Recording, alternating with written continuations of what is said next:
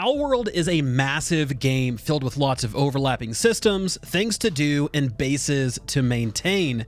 Then you have exploration, catching pals, crafting, defeating world bosses, all of that, all on top of all of those systems. So it's incredibly easy to feel overwhelmed and a little bit lost when you first visit the Palpagos Islands. So in this guide, we're going to take things step by step and explain everything you need to know to get started. Welcome to the Ultimate Palworld Starter Guide. So to start things off, let's step outside of the game and talk about servers and settings. So when you first launch Palworld, you'll need to create your game server. Now, this does come with some pre-configured settings that you can choose between. You have casual, normal, and hard, and each of which will adjust how difficult your life will be. These affect things like whether or not you drop items on death, cranking up damage that you take, or how hard it is to capture pals. You can also choose to blaze your own trail and just create a server that fits your needs. So let's say you don't like the survival system and you want to minimize hunger and deterioration. Sure, of course, you can just adjust a few sliders for that, and next thing you know, it's not really that big of a deal anymore. If you want to level up faster, you can adjust how fast you earn experience. And you can also get into the nitty-gritty about how hard it is to capture different pals, whether or not pals will spawn, and enemy density. All of these settings can be set when you first create the server, and then you can change them anytime after. So once you get your server created, you'll also need to create your character. Now, there aren't any important choices here other than what you want your character to look like, so feel free to create the character of your dreams. Now, Palworld is going to drop you into an open world with a very light tutorial quest chain to get you started. So first things first, we need to cover the basic mechanics of the game, starting with stamina. So stamina is essentially your energy level. This is going to dictate how far you can climb, glide, swim, and how long you can harvest materials. So this does start off pretty low, and if you spend skill points, you can actually increase it. If you run out of stamina, you're going to need to stop whatever you're doing and then rest to recover it. So for instance, let's say you're climbing. If you run out of stamina, you're going to fall, and you're going to continue to fall until you hit the ground. Sometimes you die, sometimes you take damage. Or let's say you're mining some ore. You're going to stop mining and you'll need to wait until it regenerates. If you're swimming, however, you'll slow down and eventually you'll take damage and you'll drown. Now, there is a key thing to understand here when it comes to stamina, and that's your pal's stamina is separate from your own. So if you're riding a pal, whether it's sprinting on a ground mount or flying in the air, they're going to use their stamina. And once that's out, you can dismount and begin to consume yours. So this makes for some great methods to consume all of your pal stamina, then dismount and let's say fly your glider using your own stamina to safety. It saved me multiple times, including swimming, where I was swimming, I ran out of stamina, and then I jumped on one of my pal mounts, and then I was able to continue getting where I needed to go and utilize their stamina meter as well. Now, the other thing you need to keep an eye on is hunger. So hunger is a meter that's going to slowly fall over time, and it needs to be refilled by eating food. Now, you can cook food at a campfire at first, so very basic, but eventually you can work your way all the way up to an electric kitchen. Now, each time you unlock a new cooking method by going campfire, cooking pot, electric kitchen, you're also going to unlock new recipes to craft.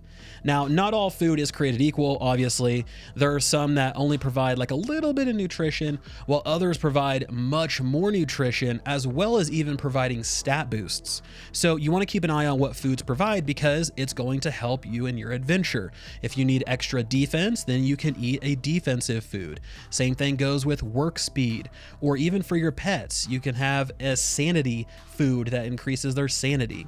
So that's just something to keep in mind. But another thing to keep in mind is that your food will actually rot as well. So there is a timer on food, and as that ticks down, it's going to slowly go bad. Now you can use things like coolers to extend the life of food, but right now that's sort of where we're at.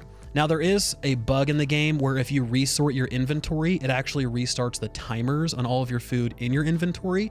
So you can utilize that right now at the time of this video, but I'm assuming they're going to fix that pretty early on into the life of the game.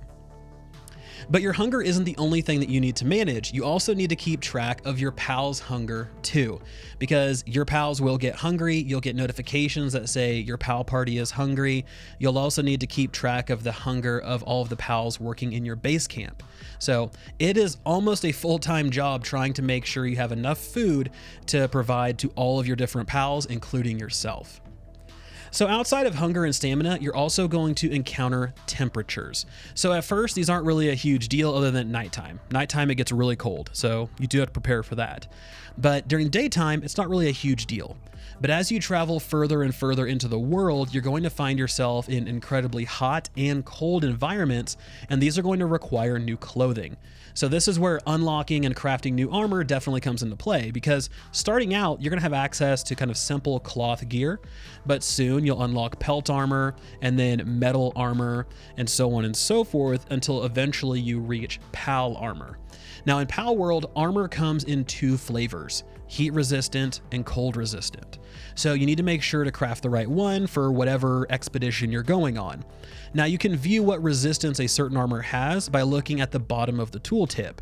There are 3 levels to resistance, and each one allows you to survive more and more extreme temperatures. Now at the start, really the only thing you need to do is make sure to craft a basic cloth outfit just so you don't freeze to death at night. Literally, you will freeze to death. But if you don't have enough resources to craft that cloth outfit and you need to survive, you can always craft a torch. The heat from the fire will keep you warm until day. So those are the basic survival mechanics that the game will throw at you from day one. It's very important to keep your vitals in check and then craft some gear in order to protect you. But let's shift gears a little bit and let's start talking about leveling up, which is something you'll be doing quite a lot in Palworld. And let's talk about what leveling up means. So in Palworld, everything gives you experience. You have crafting, capturing pals, killing pals, clearing content, you name it.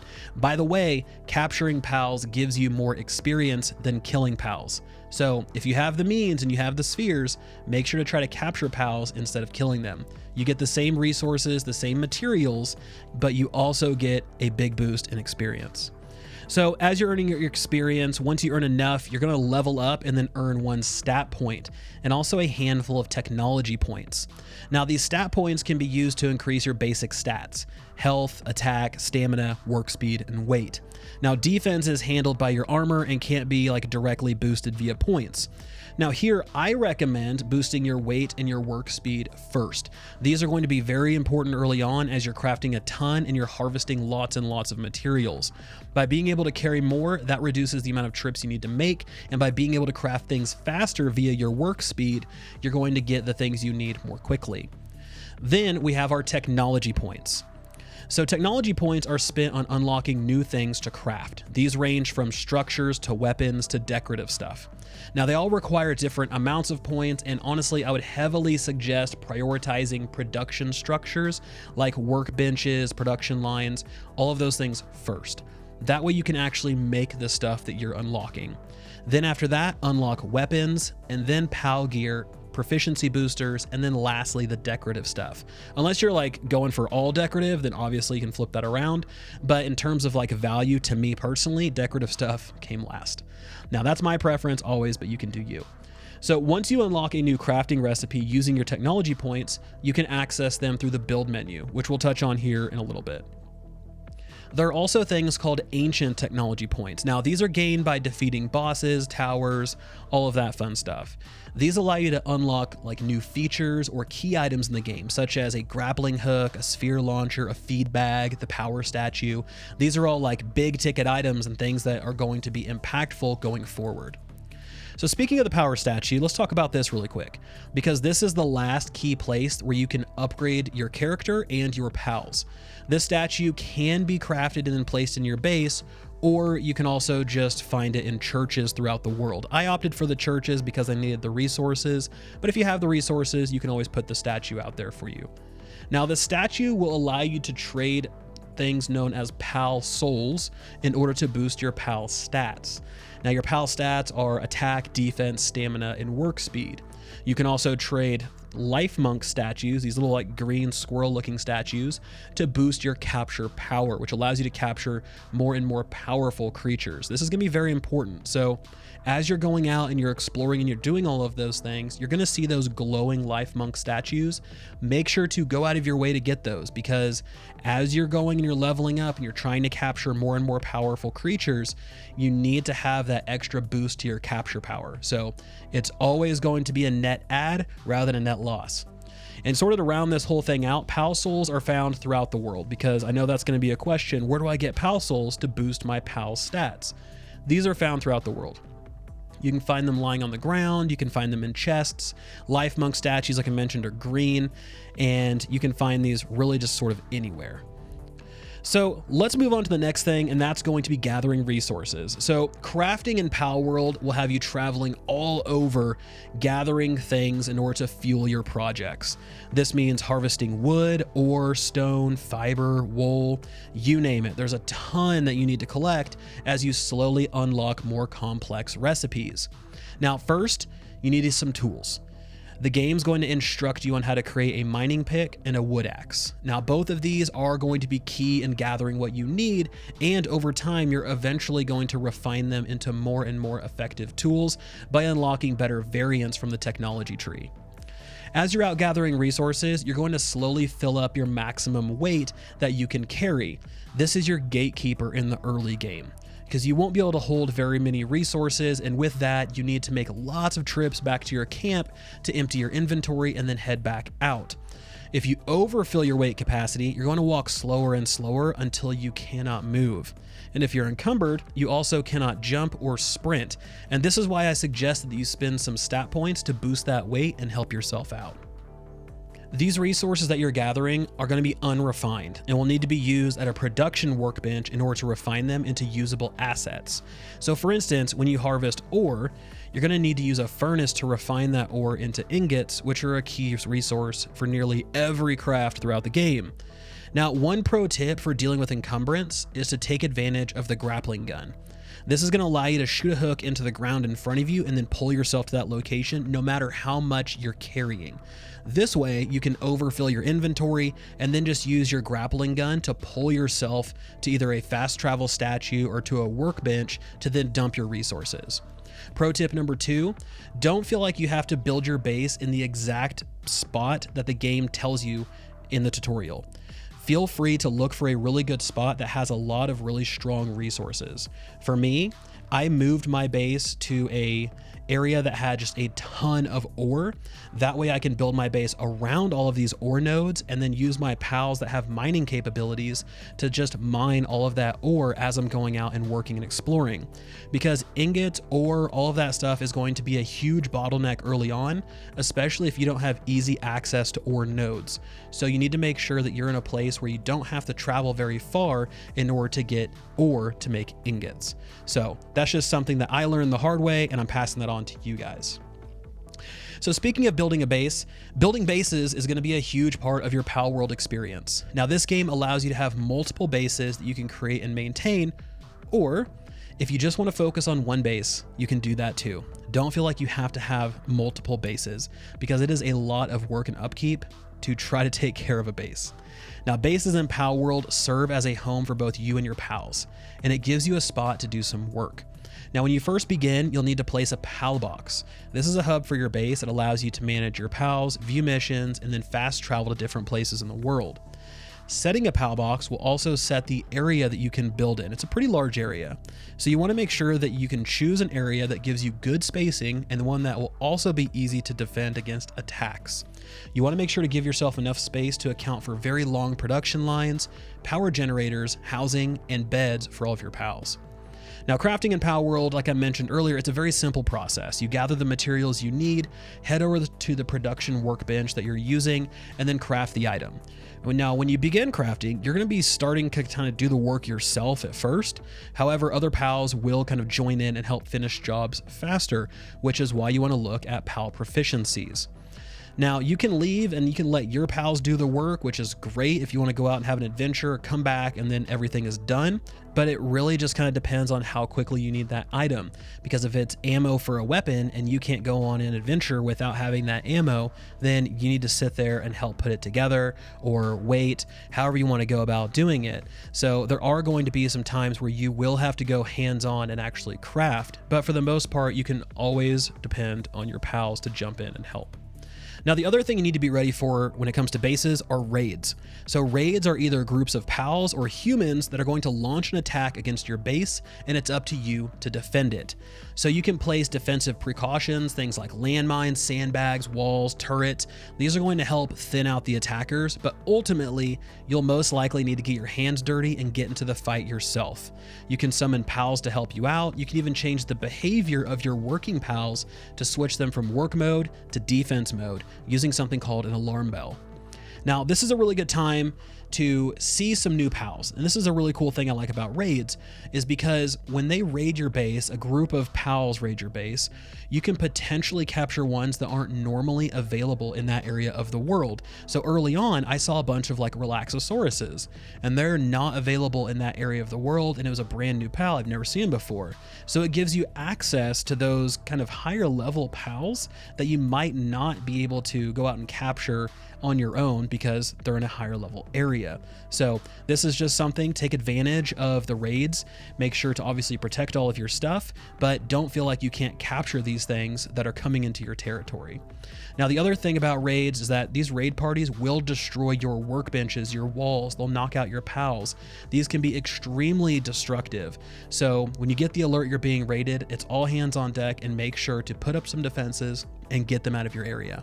And speaking of defending the base, that's the perfect transition to combat. So fighting enemies in Palworld is a pretty layered experience. So the first layer is what you, the player, can do, which isn't much. You're going to be able to craft melee weapons like a bat and spear, and you'll be able to craft other things like guns, like assault rifles, rocket launchers. You can also dodge attacks, and you can jump around to avoid damage.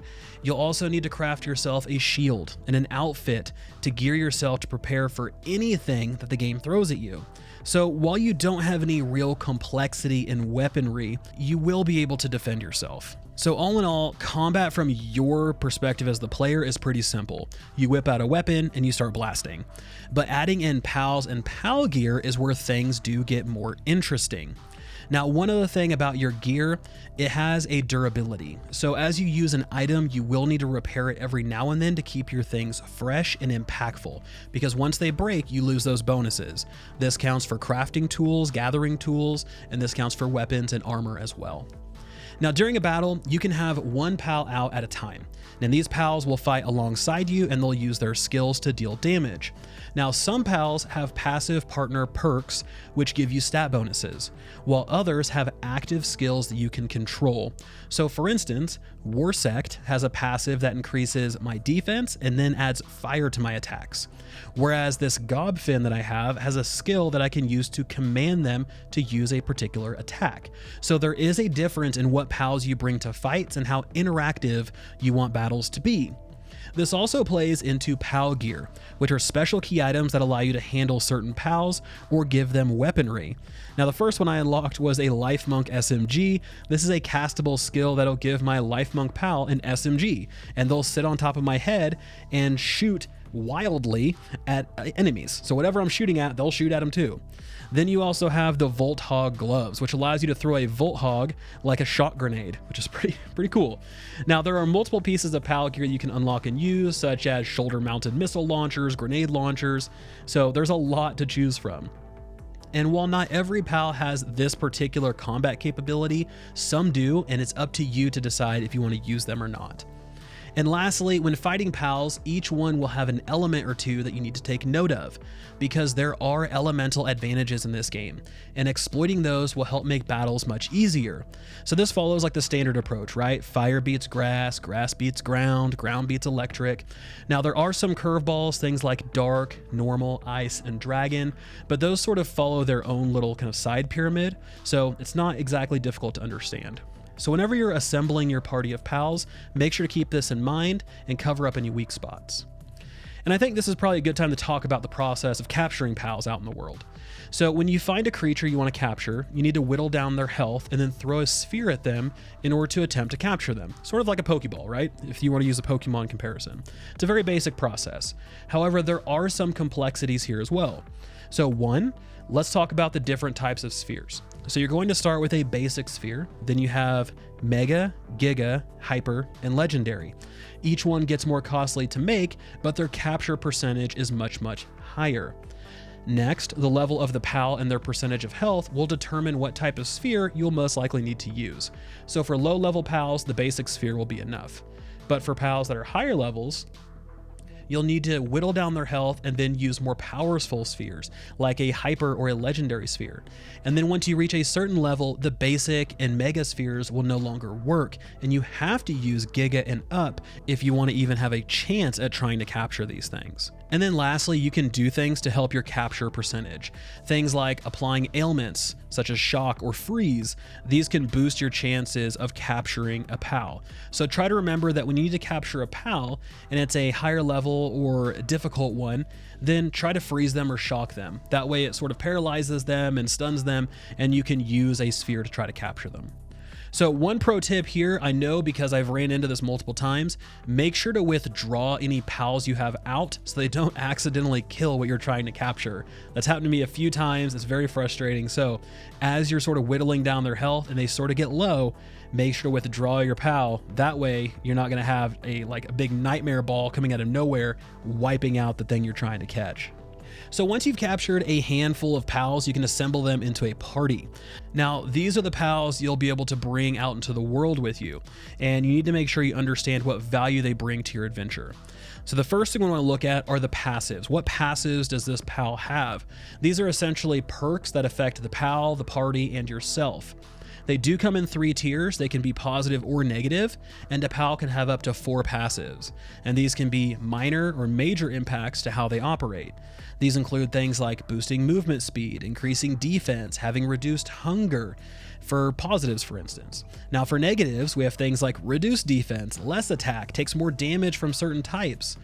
So it's important to look at all of these because you don't want to have a party with a glaring weakness, but you also want to make sure that you're maximizing any bonuses you might have at your disposal as well.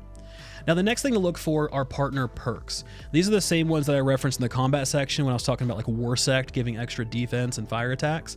Now these perks aren't always combat focused, but instead they can provide things like riding. So you have a chillette, which is like this ferret dragon looking thing. You can make a saddle and ride a chillette. Same thing with a van worm, which is a flying mount, a mammoth, which is a giant mammoth. All of these can be ridden, and when they are ridden, they provide some bonuses to attacks while mounted. So these are incredibly important, and honestly, it makes movement faster and easier. So being able to take advantage of these is something you want to do, especially early on if possible. Now, let's talk about skills. So pals are going to come with some skills that fit their type. However, there are things like skill fruits that are in the game. You can find these out in the world. You can find them on skill fruit trees, and you can feed your pals these fruits, and it'll teach them a new skill. And once they are taught, you can open your pal screen, click on their skills to swap to the newly learned skill. You can really kind of use this to create some really unique synergies or combos between the pal type and the damage that they can deal. So one of the other things I want to talk about is rare, aka shiny, however you want to approach this, pals. So out in the world, you're going to find special versions of pals that are larger, they're glowing. These are rare variants. These are going to come with a special perk called rare. Rare is going to greatly increase your attack and your work speed, in addition to any other perks that they are going to spawn with. Now, these special pals, they make a shimmering sound. So you want to keep your speakers turned on and listen for them because it makes them very easy to find when you can hear them kind of shining. They're incredibly valuable to have, and once you capture them, put them to work and they will not let you down. So before we move to the next section, I did want to touch on crafting with your pals. So when you deploy pals to work in your base, they're going to handle any task that they're proficient in. So if you have a fire pal, they're going to smell ingots, they're going to cook meals, and this is all things they'll do as long as you've loaded up the resources. Now, your role in the crafting cycle is to provide the resources to the production workbenches and then help craft or let your pals craft. Now, please be aware that early on, your pals will not be super quick or efficient at crafting. They just will not be. They'll be very slow. You'll most likely need to help them a little bit to speed up production. But as you go out and you capture more powerful pals, like a Lunaris, for instance, which is very powerful to have at your base, they're also going to come with higher proficiencies, which means they can create things more quickly. So while that land ball is super helpful early on, you do want to replace them with a more efficient worker down the line. So let's talk about what you do with all the pals you capture, right? So as you're going out and you're collecting pals, you're no doubt going to have duplicates. This is where the pal condenser comes into play. So this is a base object that allows you to take duplicates of your pals, consume them in order to boost the stats of a similar pal. So for instance, let's say you have this Cremis and you want to boost this Cremis's stats. You can capture additional Cremi, and then consume those to boost your main Cremis stats. You can use this to boost stats of powerful creatures. Do not sleep on pal condensation because it is super powerful. So let's talk exploring the world a little bit. So Palworld is a massive game.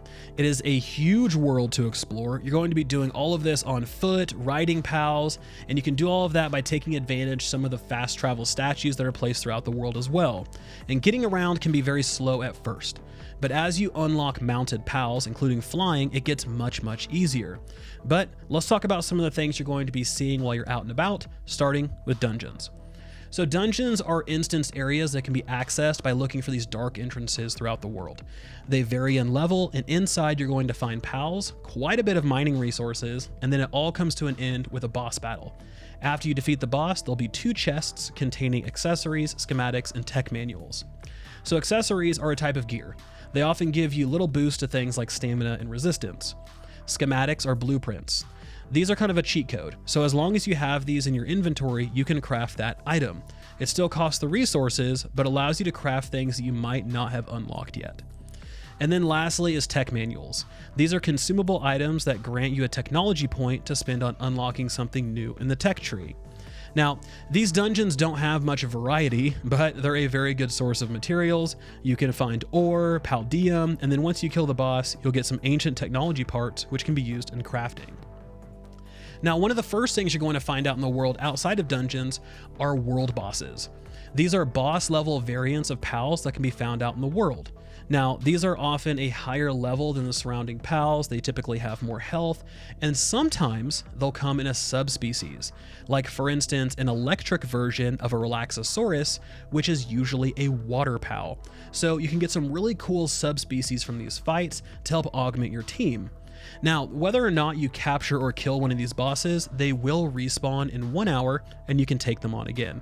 They're a great source of rare materials, and it's a really cool way to kind of level up your pals if you need to. Outside of that, in each area, there will also be a tower. Now, towers are tied to the story, and they let you challenge boss pals. So while you can't capture these, they are tough challenges. They do give some great materials, some ancient technology points, and an extra fast travel location. You can challenge these multiple times. They sort of serve as a progression check. These are always really fun because it sort of lets you explore the story a little bit in a very light manner, but towers are cool. You can see them all over the world. Make sure to challenge these, and when you go in and you try to challenge, if you fail, that's okay. Just go level up and then go back and try to do them again. So one of the things you're going to interact with out in the world are merchants. So they're going to be wandering around, or they'll be in various settlements. Now, these merchants will sell materials and pals in exchange for gold. So if you're in a pinch and you need something, you can check out what the merchants have. Now, there is another merchant out in the world who moves around, and he's called the Black Marketeer. He specializes in rare, quote, illegal pals. They're more expensive, but they're much more powerful than the ones that you find at the other merchants. Like I mentioned, he moves around the world and he'll need to be found each time, but if you find him, he has some really cool pals to look at. So another big thing out in the world are chests and eggs. So chests are found frequently out in the world. They offer gold, materials, ammo. Now, there are locked chests that require certain keys to unlock, and these are pretty nice. They contain more of the same, but they also drop schematics, so they're definitely worth checking out. These chests do respawn and you can farm them. So go back the next day, go knock out all of these chests, and then you can continue to farm those using keys that you have. Now, like chests, you also have eggs. These are just as common as chests, and they come in 4 types: normal, large, huge, and massive.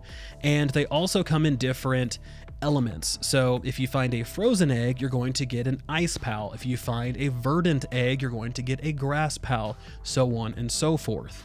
Now, these eggs can be collected and then put into incubators, and they'll hatch after a certain period of time.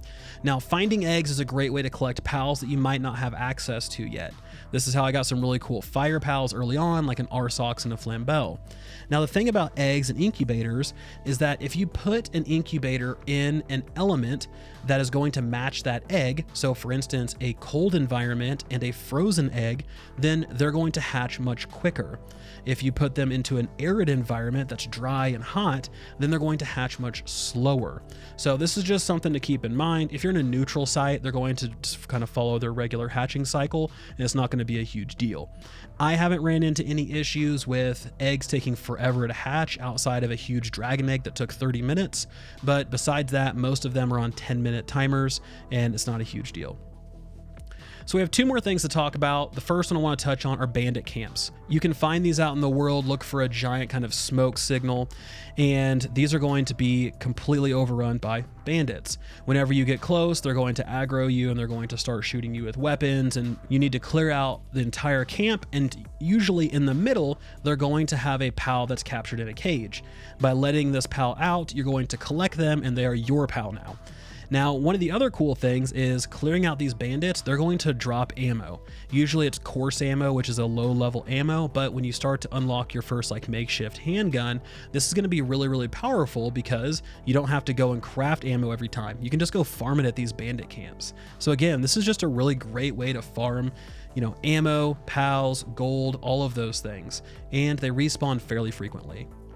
Now, the last thing I want to talk about before we wrap this thing up is the wanted status. So there are these special areas in the game that are wildlife sanctuaries. These contain rare and uncommon pals, but it is patrolled by essentially military. If you're caught on the island, you're going to get a wanted status of trespassing. If you attack the military, you're going to gain more and more wanted status. Think of like stars in GTA, right? And you'll continue to accrue a higher wanted status, which will cause more and more military to spawn at your location. And at this point, I don't think there's a way to clear this status other than finally dying, but try to keep that in mind. If you end up in a sanctuary, just know you don't want to get caught. However, you can capture all the pals you want to capture and you can do all the fighting you want to do as long as you don't get seen by that military. So guys, I know this was a longer video, but I feel like this is everything that sort of encapsulates getting started in Palworld. I hope if you're somebody who's just finding this game or looking to get started in it, this contained everything that you need to know to sort of hit the ground running. So let me know in the comment section below, what did I miss? Are there any other tips and tricks that you would give to other players who are just starting this game? That way we can all share our knowledge and make us all better as a whole. Thank you guys so much for watching. This has been Vulkan, and I'll talk to you guys next time.